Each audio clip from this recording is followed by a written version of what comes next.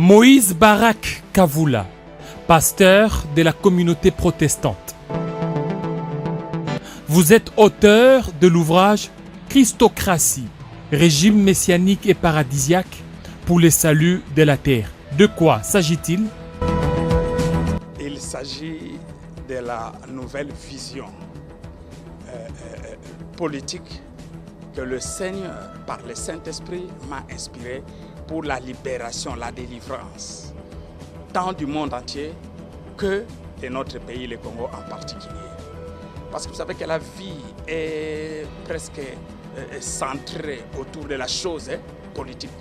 Et tant que la politique ne marchera pas, la vie sera misérable et difficile dans ce monde. Donc, il faut qu'il y ait une nouvelle vision politique pour que la vie du monde change. Et cette nouvelle vision politique, c'est celle qui m'a été révélée, la Christocratie. La politique nouvelle, le régime politique messianique et paradisiaque, comme je l'ai dit, pour le salut de la terre. Selon vous, quelle personne doit incarner cette vision? La personne qui est censée prendre le contrôle de cette politique, c'est celui dont le nom est sous-entendu dans la vision, la Christocratie. Il s'agit de faire de Jésus-Christ le roi, de recommander à Jésus-Christ la chose politique, le contrôle de la vision politique. Que Jésus-Christ exerce la politique au travers des hommes. Que les hommes ne soient plus là pour exercer la politique selon leur propre vision et pensée, mais que Jésus-Christ utilise les hommes comme des simples instruments et que lui-même exerce sa propre politique, la politique divine, la politique céleste, la politique paradisiaque, donc la politique du salut. Parce que Jésus-Christ n'a que les choses du salut. Il a la parole du salut, il a la politique du salut, il a la vision du salut. C'est ça. Donc c'est Jésus-Christ qui est l'incarnation ou la représentation de ce régime politique. Comment cela sera-t-il possible? On doit faire la reconnaissance officielle, solennelle et constitutionnelle de Jésus-Christ et de son Père, notre Dieu, le Créateur, et du Saint-Esprit, en tant que Créateur et Roi de l'humanité.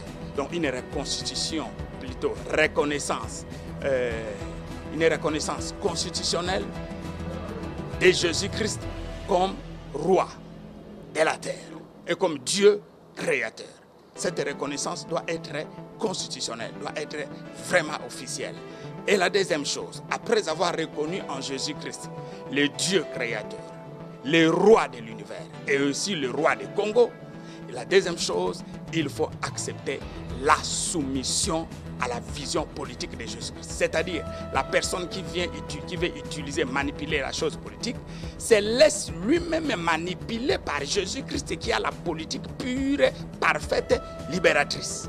Que la personne qui veut être leader politique se laisse lui-même dominer et rempli par la personne de Jésus-Christ. Comme ça, elle sera là comme l'instrument de la manifestation de la politique de Jésus-Christ. Donc la soumission est du politicien et de sa politique au Créateur, à Jésus-Christ, à Dieu le Père. Et il y a encore l'aspect retour à l'origine ou retour au Père Créateur. L'homme a toujours fait sa politique. Aujourd'hui, les résultats de toute la politique du monde est comment? C'est un fiasco, c'est zéro. Partout, il y a des pleurs, les malheurs, la souffrance, c'est partout. L'homme doit reconnaître qu'il a échoué dans sa politique. Donc, il est temps qu'on retourne la politique à celui qui en est le créateur et le propriétaire. Celui qui est le maître suprême et créateur et concepteur de toutes choses. C'est Jésus-Christ. Que l'homme accepte et adopte maintenant la politique de Dieu, selon la parole de Dieu et selon le commandement de Dieu. C'est ça le salut des nations et c'est ça le salut de la terre. Êtes-vous favorable à la candidature d'un pasteur à la magistrature suprême? C'est ça la vision. C'est ça la vision. Briguer la magistrature suprême, c'est ça la vision. Toutefois, que ces pasteurs-là ne soient pas là pour représenter sa propre politique. Que ces pasteurs-là soient un instrument qui sera entre les mains de Dieu pour exercer la politique de Dieu au Congo. Qu'ils soient un envoyé de Dieu, ces pasteurs-là. Il faut qu'il soit réellement un envoyé de Dieu, un instrument entre les mains de Jésus-Christ, qu'il soit rempli de la personne de Jésus-Christ et qu'il comprenne bien la vision de la christocratie, qu'il soit humble et qu'il se laisse lui-même diriger par l'Esprit de Dieu. Comme ça, il saura soumettre et la nation et la population de la nation à Jésus-Christ. Et alors Jésus-Christ exercera sa politique pour le salut et de la nation et de la terre. Si c'est n'importe quel pasteur, ça sera malheureux. Il risque de tomber dans les pièges des politiciens, les pièges de chercher l'honneur, la richesse et les avoirs de ce monde. Mais s'il est un envoyé, il sera un libérateur pour libérer le peuple de la misère, de l'esclavage, des ténèbres, de la politique de condamnation diabolique. Donc il faut qu'il soit un envoyé. Un pasteur, oui, j'accepte un homme de Dieu, mais qu'il soit un envoyé, qu'il comprenne bien la vision de la christocratie. Un message pour les élections en République démocratique du Congo.